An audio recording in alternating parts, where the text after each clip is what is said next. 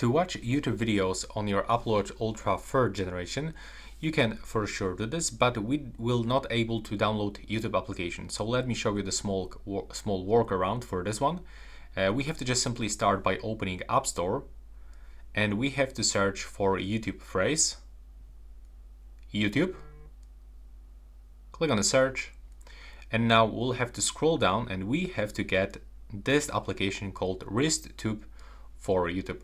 Once you actually download this one, you can just simply open it, and you don't have to pay for it. Actually, you can go for the search, and I already searched for something, so you have to just wait for the searching. And after a few seconds, as you can see, you can find shorts, full videos. In this case, I was actually searching for option to find keyboard, and there's even my video from the HowToDevices channel. So you have to just tap on it, wait for connecting, and after a few moments it will start playing this video.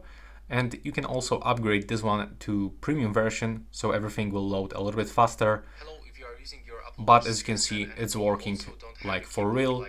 We can pause, we can play, we can even skip forward, add to the favorites, and yeah, that's pretty much it for this video. Thanks for watching.